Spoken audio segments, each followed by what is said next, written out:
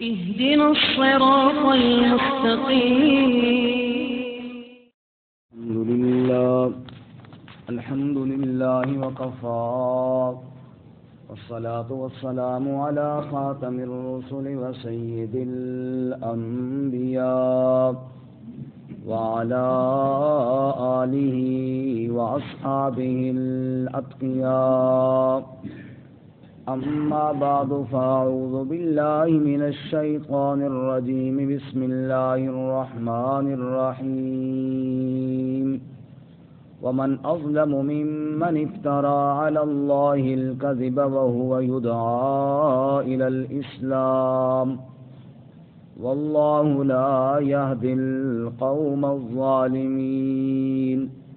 يريدون ليطفئوا نور الله بأفواههم والله متم نوره ولو كره الكافرون.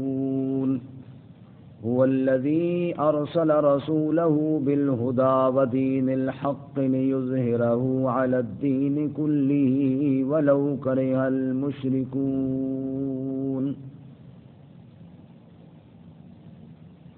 ومن اظلم، اور کون بڑا ظالم ہے، ممن افترى علی اللہ الکذب، اس شخص سے بڑھ کر جس نے گھڑ لیا اللہ پر جھوٹ، وہو یدعی الی الاسلام، اور وہ دعوت دیا جاتا ہے اسلام کی طرف، واللہ لا یہدی القوم الظالمین، اور اللہ تعالی ہدایت نہیں دیتا ظالم قوم کو.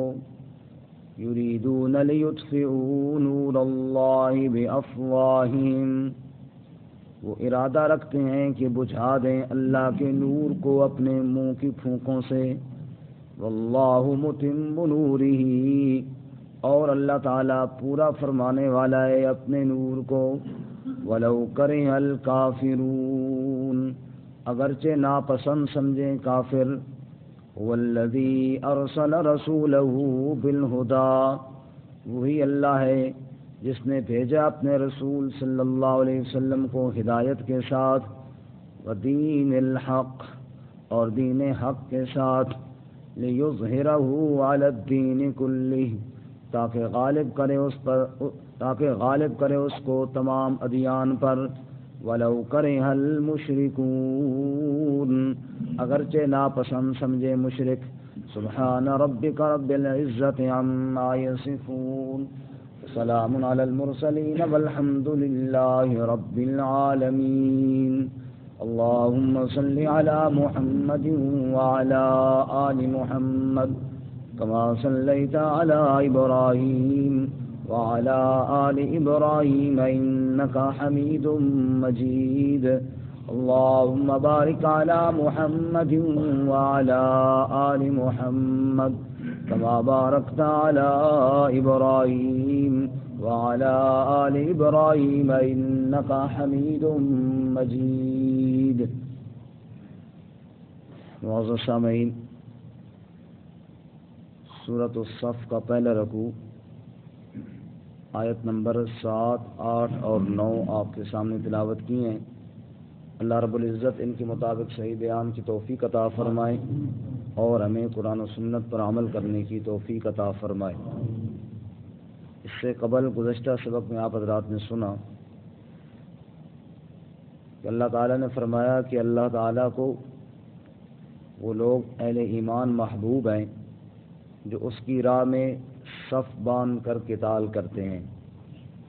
پھر اہل ایمان سے فرمایا کہ موسیٰ علیہ السلام کی قوم کی طرح نہ ہو جاؤ جنہوں نے جہاد سے انکار کیا اور حضرت موسیٰ علیہ السلام کو بہت دکھ پہنچائے، بلکہ تم اس پیغمبر جس کی بشارت حضرت عیسیٰ علیہ السلام دے کر گئے ہیں اس کی اتباع کرو اور اس کے ساتھ مل کر اللہ کے دین کی سربلندی کے لیے جہاد کرو.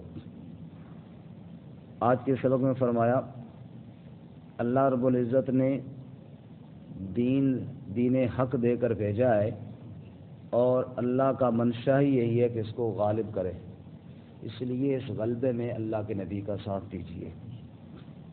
اور اس سے قبل فرمایا کہ جو شخص نبی نہ ہو اور جھوٹ بول کر کہے کہ میں نبی ہوں، یہ بھی بڑا ظالم ہے۔ اسی طرح جو سچے نبی کو جھٹلائے وہ بھی بڑا ظالم ہے۔ فرمایا ومن اظلم، ایک ہوتا ہے ظالم اور ایک ہے اظلم، بہت بڑا ظالم۔ اس سے بڑا ظالم اور کون ہوگا؟ ممن افترا علی اللہ الکذب، جو اللہ پر جھوٹ کھڑے۔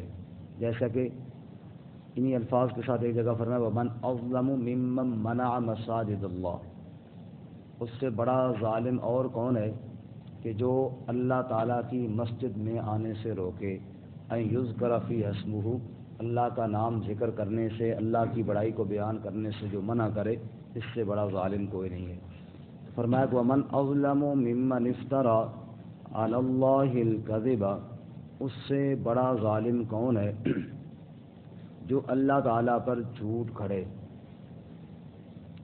جھوٹ کرنے کے دو مطلب میں نے پہلے عرض کر دیے کہ نبی نہ ہو اور جھوٹا نبوت کا دعویٰ کرے، جیسے کہ کئی بے ایمانوں نے کیا، اور اللہ بچائے شاید آئندہ بھی کوئی بے ایمان کرے، کیونکہ رسول اللہ صلی اللہ علیہ وسلم نے فرمایا سیکون فی امتی ثلاثون دجالون کذابون کلہم یزعم انہ نبی اللہ وانا خاتم النبیین لا نبی بعدی، 30 جھوٹے آئیں گے جو نبوت کا دعویٰ کریں گے، لیکن تم یاد رکھو کہ میں اللہ کا آخری نبی ہوں، میرے بعد اور کوئی نبی نہیں ہے۔ جو بھی نبوت کا دعویٰ کرے گا وہ جھوٹا ہے، اللہ تعالیٰ کے اوپر افتراء کر رہا ہے، اللہ پر جھوٹ باندھ رہا ہے۔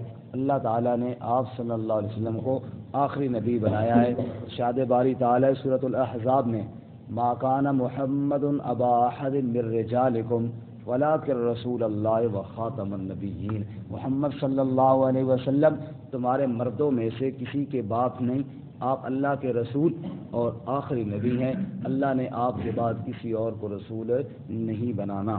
اس لیے فرماتے ہیں اس سے بڑا تو ظالم کوئی نہیں جو اللہ پر جھوٹ کھڑے، اور ایسے ہی سچے کو جھوٹا کہنا یہ بھی کیا ہے؟ افتراء ہے، یہ بھی اللہ پر جھوٹ ہی کرنا ہے۔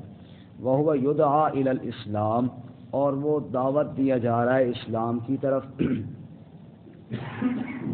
اللہ تعالیٰ کی طرف سے دین اسلام کی طرف بلایا جا رہا ہے، اور وہ آگے جھوٹ کھڑے جا رہا ہے، نعوذ باللہ، قرآن کو بھی جھٹلا رہا ہے اور اللہ تعالیٰ کے رسول کو بھی جھٹلا رہا ہے، نہ قرآن کی مانتا ہے، جو قرآن بھی حق ہے اور اللہ کا رسول وہ بھی حق ہے، اسلام بھی حق ہے، اللہ معبود بر حق ہے، لیکن ان کو جھٹلایا جا رہا ہے حق کو، اور ضد پر ڈٹا ہوا ہے۔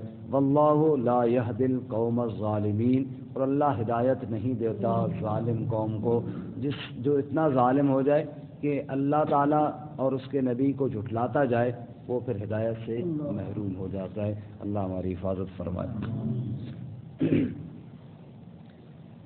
جب رسول اللہ صلی اللہ علیہ وسلم نے دعوت توحید کا اعلان فرمایا، لا الہ الا اللہ سے ابتدا فرمائی، تو ظاہر بات ہے یہ ایک دین حق تھا جس کی صدا آپ صلی اللہ علیہ وسلم نے بلند کی۔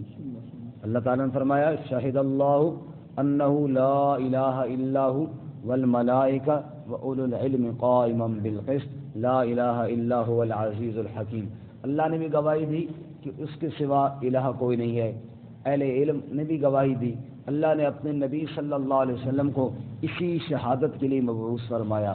چنانچہ رسول اللہ صلی اللہ علیہ وسلم نے اس اندھیری نگری کے اندر جہاں پہ کفر و شرک کا راج تھا، آپ نے کہا قولوا لا الہ الا اللہ تفلحوا، لوگوں کہو اللہ کے سوا کوئی الہ نہیں ہے، کوئی حاجتیں پوری کرنے والا نہیں، تم کامیاب ہو جاؤ گے۔ جب یہ اعلان آپ نے کیا، اب جناب سب لوگ اس کے مخالف ہوئے، اور وہ چاہتے تھے کہ اس پیغام کو ادھر ہی دبا دیا جائے۔ پہلے دن سے پتھر مارنے شروع کیے نا ابو لہب نے، تبت یدا ابی لہب و تب، پہلے دن سے ہی بد دعائیں دینا شروع کی اور پتھر مارنے شروع کیے۔ پھر آپ اس دعوت کو لے کر آہستہ آہستہ آگے بڑھتے رہے، دعوت دی، ایک ہوا، پھر 2 ہوئے، پھر 3 ہوئے، یوں بڑھتے گئے۔ اللہ تعالیٰ نے فرمایا کزرع اخرج شطأہ فآزرہ فاستغلظ فاستوى على سوقه يعجب الزراع ليغيظ بهم الكفار، جیسے فصل ہوتی ہے، چھوٹی سی سوئی نکلی، پھر آہستہ آہستہ بڑھتی گئی، پھر اپنے تنے پر کھڑی ہو گئی، پھر لہلہاتا کھیت تیار ہوا۔ ایسے ہی آپ صلی اللہ علیہ وسلم کی دعوت کبھی چھپ چھپ کے دار ارقم کے اندر، اور جناب وہاں پہ مسجد کے اندر، مسجد حرام میں نماز کے لیے بھی کوئی نہیں جانے دیتا۔ ارأیت الذی ینہا عبدا اذا صلی، میرے بندے کو نماز پڑھنے سے روکتے ہیں، مسجد میں کوئی نہیں جانے دیتا۔ وہاں چھپ کر عبادت بھی ہوتی ہے، چھپ کر نماز بھی پڑھی جا رہی ہے، خفیہ دعوت بھی دی جا رہی ہے۔ باہر سے کوئی قافلہ آتا ہے، آپ تشریف لے جاتے، وہاں اس کو دعوت دیتے۔ جب دیکھا مکے والے نہیں سن رہے بات، طائف چلے گئے۔ وہاں طائف والوں نے جو حشر کیا وہ آپ جانتے ہی ہیں، پتھر مار مار کے آپ صلی اللہ علیہ وسلم کو شہر سے باہر نکالا۔ پھر لو لوہان ہے آپ، لیکن خفیہ فاعفوا واصفحوا حتی یأتی اللہ بامرہ، صبر کے ساتھ، درگزر کے ساتھ دعوت دیتے رہے۔ یہ ابتدائی دور تھا، دعوت دیتے رہے، لوگ آہستہ آہستہ ہلکا بگوش اسلام ہوتے رہے۔ اور خود کئی لوگوں کو اللہ کے نبی نے خود منع فرمایا کہ اپنے اسلام کا اظہار نہیں کرنا بھی، ورنہ یہ ظالم آپ کو نہیں چھوڑیں گے۔ اور اس طرح پھر اللہ رب العزت نے راستے کھولے۔ وہ جناب حبشے کی طرف مسلمان ہجرت کر کے چلے گئے، اور حبشے کے بادشاہ نجاشی کو اللہ نے اسلام کی توفیق دے دی۔ مشرکین مکہ گئے، انہوں نے اس کو برگلایا، لیکن اس نے واپس نہ بھیجا، چنانچہ وہ بھی ایک اسلام کی، مسلمانوں کی پناہ گاہ بن گئی۔ پھر وہاں سے واپس آئے، پھر دوسری ہجرت مدینہ ہوئی۔ اس کے بعد پھر ایک جناب مستحکم اور استحکام آنا شروع ہوا، مضبوطی آنی شروع ہوئی ہے، مسلمانوں کو ایک جگہ مل گئی ہے۔ پھر وہاں آپ صلی اللہ علیہ وسلم کی دعوت مضبوط ہوئی، اور جب لوگ آپ کے قریب مضبوط ہو گئے، پھر اللہ تعالیٰ نے جہاد کا حکم دیا۔ اذن للذین یقاتلون بانہم ظلموا وان اللہ علی نصرہم لقدیر۔ فرمایا اب اجازت ہے، ظالموں کے ساتھ ٹکرا جاؤ، اللہ تمہاری مدد فرمائیں گے۔ پھر بدر ہوا، پھر احد ہوئی، پھر احزاب ہوئی، پھر کئی اور مارکے ہوئے، حتیٰ کہ اسلام نے کفر کے غلبے کو توڑ دیا، کفر کی طاقت کو توڑ دیا۔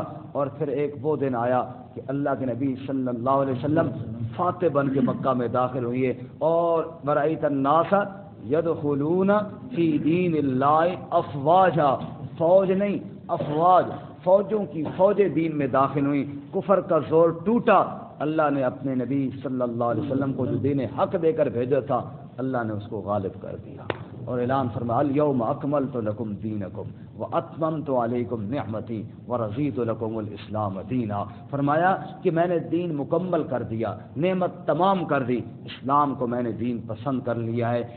اتنے قلیل عرصے میں، ٹوٹل تو 23 سال ہیں، جن میں 13 سالہ تو مکی دور گزر گیا جو صبر کا دور تھا، ظلم و ستم کے سہنے کا دور تھا، مدنی دور تو سارا 10 سال کا ہے۔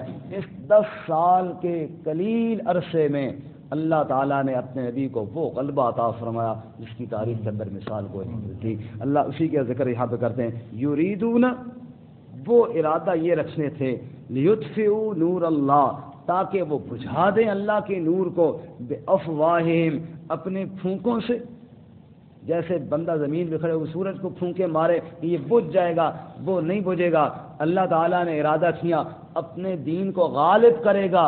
اللہ نے کفر کے سارے حربے کو فرمایا کہ یہ پھونکیں ہیں منہ کی، ان پھونکوں سے اللہ کا دین کا چراغ نہیں بجھایا جا سکتا۔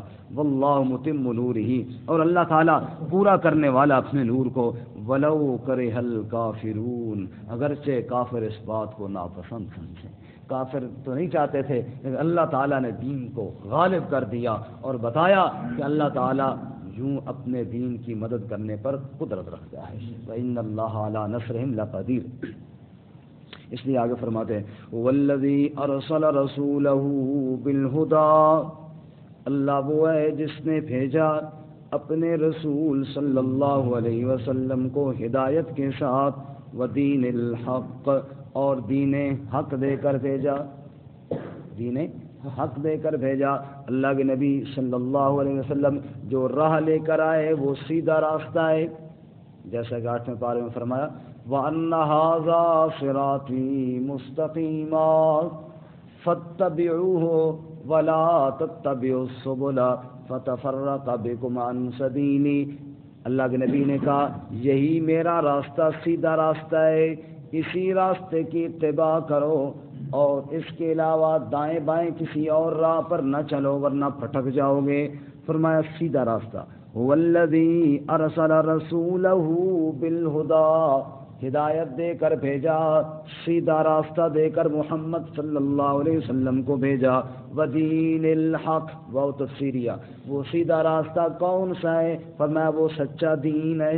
وہ کون سا دین ہے؟ سچا دین ہے، حق۔ ان الدین عند اللہ الاسلام، وہ سچا دین جو اسلام ہے، یہی سیدھا راستہ ہے۔ جو دین اسلام پر چل گیا وہ سیدھی راہ پر چل پڑا، اور جو دین اسلام سے بھٹک گیا، رسم و رواج کے پیچھے پڑ گیا اور خواہشات کے پیچھے چل پڑا، وہ بھٹک گیا سیدھے راستے سے۔ اچھا، یہ دین اللہ نے دے کر بھیجا، مقصد فرمایا لِیُظْہِرَہُ عَلَى الدِّینِ کُلِّ، تاکہ اللہ اس کو غالب کر دے تمام ادیان پر۔ مشرکین مکہ، عرب کے جاہل مشرک، وہ اپنے آپ کہتے تھے ہم ملت ابراہیمی پر ہیں، یہودی کہتے تھے ہم موسیٰ علیہ السلام کی شریعت پر ہیں، عیسائی کہتے تھے ہم عیسیٰ علیہ السلام کے ماننے والے ہیں۔ حالانکہ ان تینوں گروہوں میں سے کوئی بھی ایسا نہیں تھا جس نے دین موسوی، دین عیسوی یا دین ابراہیمی کو صحیح مانا ہو، کسی نے بھی مانا ہوا نہیں تھا، صرف دعوے تھے، باقی مرضیاں اپنی کر رہے تھے، کیونکہ کسی دین کے اندر بھی ان میں سے شرک تو تھا کوئی نہیں۔ مشرکین تو تھے ہی شرک کرنے والے، جنہوں نے جناب اللہ کے علاوہ پتہ نہیں کتنے معبود بنا رکھے تھے۔ اسی طرح یہودیوں نے کہا عزیر علیہ السلام اللہ کے بیٹے ہیں، اور یہ کسی شریعت میں بھی نہیں تھا۔ عیسائیوں نے کہا عیسیٰ علیہ السلام اللہ کے بیٹے ہیں، یہ بھی کسی شریعت میں نہیں تھا۔ دعوے تو ان کے تھے، لیکن اللہ تعالیٰ نے دین حق دے کر بھیجا، اور جاء الحق وزهق الباطل ان الباطل کان زہوقا، جب حق آیا باطل بھاگا۔ فتح مکہ والے نبی صلی اللہ علیہ وسلم وہ بت نکال رہے ہیں بیت اللہ سے، اور یہ آیت پڑھ رہے ہیں جاء الحق وزهق الباطل ان الباطل کان زہوقا، حق آ گیا باطل بھاگ گیا، باطل ہے ہی بھاگنے والا۔ فرمایا کہ اللہ تعالیٰ نے اسی لیے دین دیا تھا تاکہ جھوٹے دینوں پر اور جن لوگوں نے گڑبڑ کر رکھی ہے اور اپنے من مانی والے دین بنا رکھے ہیں، ان سارے دینوں پر اللہ اسلام کو غلبہ عطا فرمائے۔ وَلَوْ كَرِهَ الْمُشْرِكُونَ، اگرچہ مشرک اس کو ناپسند سمجھیں۔ اب اس غلبے کا طریقہ کون سا ہے وہ انشاءاللہ کل کے سبق کے اندر آ جائے گا۔ اللہ ہمیں عمل کی توفیق عطا فرمائے۔ ترجمہ دوبارہ سنیں۔ وَمَنْ أَظْلَمُ مِمَّنِ افْتَرَىٰ عَلَى اللَّهِ الْكَذِبَ، اور کون بڑا ظالم ہے اس شخص سے بڑھ کر جس نے گھڑ لیا اللہ پر جھوٹ، وَهُوَ يُدْعَىٰ إِلَى الْإِسْلَامِ، اور وہ بلایا جاتا ہے اسلام کی طرف، وَاللَّهُ لَا يَهْدِي الْقَوْمَ الظَّالِمِينَ، اور اللہ تعالیٰ ہدایت نہیں دیتا ظالم قوم کو۔ یریدون لیطفئوا نور اللہ بافواہہم، وہ چاہتے ہیں کہ بجھا ڈالیں اللہ کے نور کو اپنے منہ کے ساتھ، واللہ متم نورہ، اور اللہ تعالیٰ پورا کرنے والا ہے اپنے نور کو، ولو کرہ الکافرون، اگرچہ ناپسند سمجھیں کافر۔ هو الذی ارسل رسولہ، اللہ کی وہ ذات ہے جس نے بھیجا اپنے رسول صلی اللہ علیہ وسلم کو بالہدی و دین الحق، ہدایت کے ساتھ اور سچا دین دے کر، لیظہرہ علی الدین کلہ، تاکہ غالب کر دے اس کو تمام ادیان پر، ولو کرہ المشرکون، اگرچہ مشرک اس بات کو ناپسند سمجھیں۔